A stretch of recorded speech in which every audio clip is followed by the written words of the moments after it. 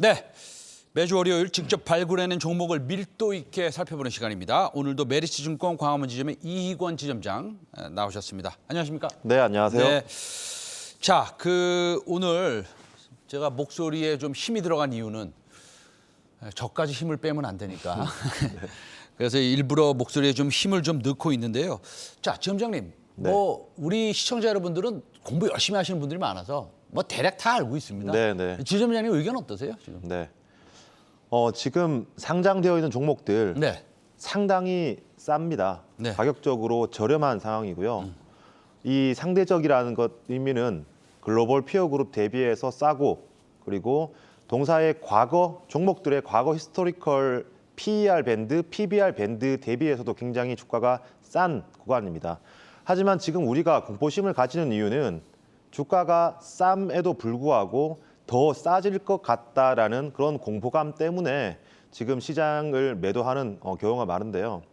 하지만 여기서 이 밴드 하단을 더 뚫고 내려간다라면 이는 가능성이 없다라고 말씀을 못 드리겠지만 분명 짧고 강하게 올 가능성이 많은 상황이 됩니다. 그렇기 때문에 지금 구간에서는 그 짧은 가능성이 높지는 않지만 온다고 하더라도 그 짧은 조정 때문에 함께 매도하기보다는 우리가 복귀해보면 지금 고생하고 있는 이유는 주가를 고평가된 가격에 높은 가격에 샀기 때문에 고생하고 있습니다. 하지만 지금 구간은 상대적으로 그리고 절대적으로도 싼 구간이기 때문에 여기서 의미 있게 주식을 매도할 필요는 없다라고 생각이 됩니다.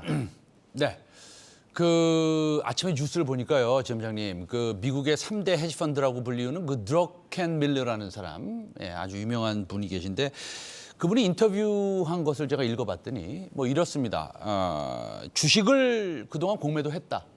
그리고 원자재를 특히나 기름, 유류를 롱했다. 그러니까 매수했다. 그래서 이제 소위 말해서 WTI 같은 것은 계속 롱할 것이지만 매수를 유지할 것이지만 주식을 그동안 공매도했는데 지금 다시 공매도를 하는 것은 조금 위험할 수 있다라고 얘기하셨는데 그 의견에 대해서 어떻게 생각하세요?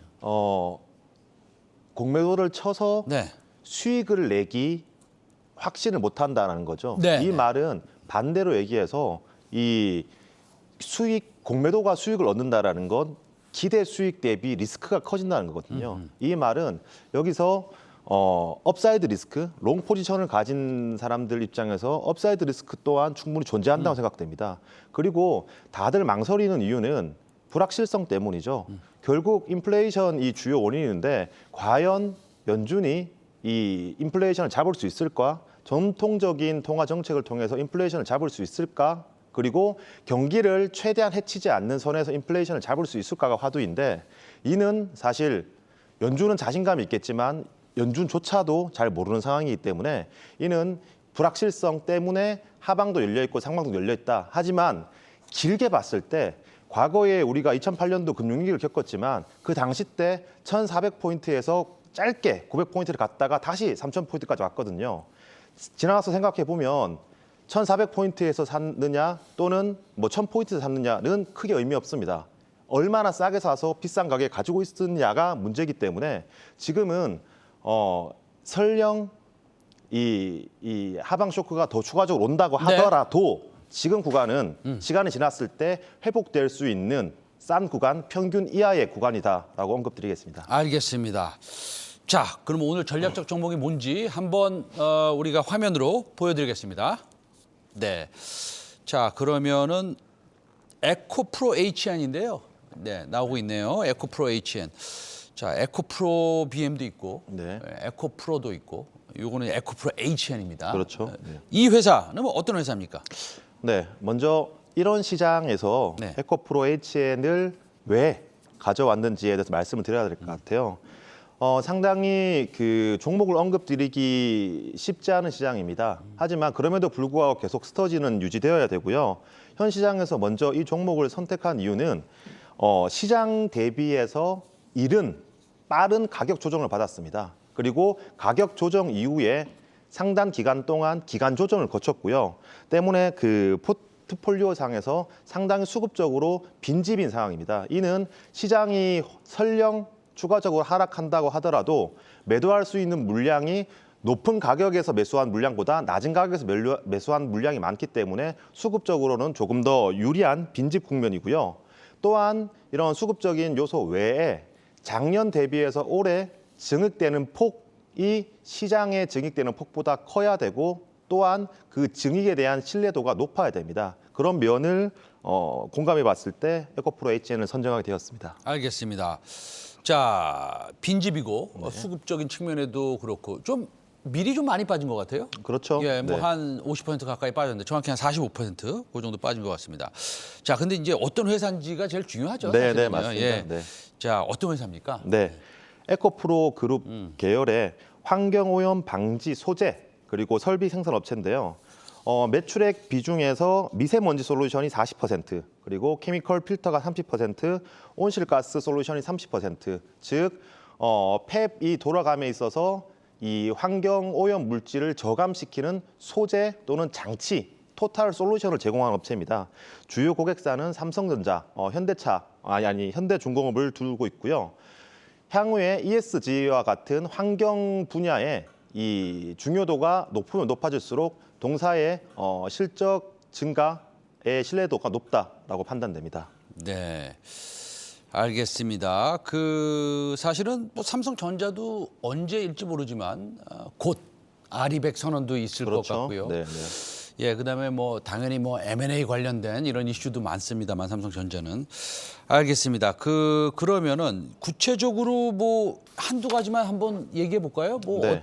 어떤 비즈니스를 조금 더 기술력도 있고 네. 어떤 비즈니스에 조금 더 집중하는지에 대해서 좀 설명 부탁드리겠습니다. 네. 예. 이제 ESG의 중요도에 대해서 설명드리지 않으셔도 다들 아실 겁니다.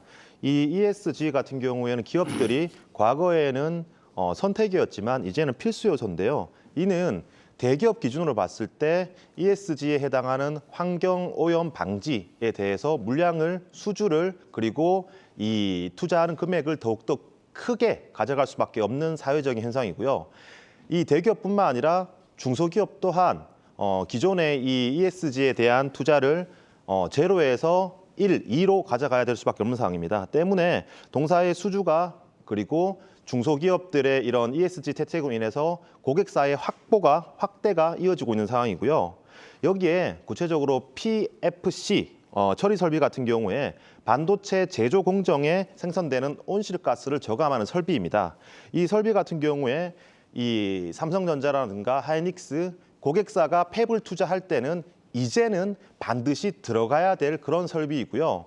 과거에 이 P1, P2, P3, P4로 이어지면서 과거에 들어갔던 물량에 비해서 앞으로는 단위 설비당, 단위 면적당 더욱더 들어갈 수밖에 없는 채택 용량이 늘어날 수밖에 없는 상황입니다.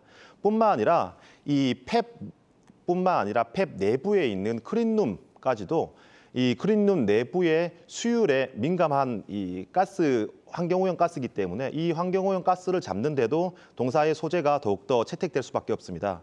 이 디램 같은 경우에는 미세화 그리고 낸드 같은 경우에는 3D 낸드에 의한 적층화가 필수적인 요소이기 때문에 이 팹 그리고 클린룸 내부에서도 이 환경오염 저감 장치는 앞으로 확대될 수밖에 없다라고 판단이 됩니다.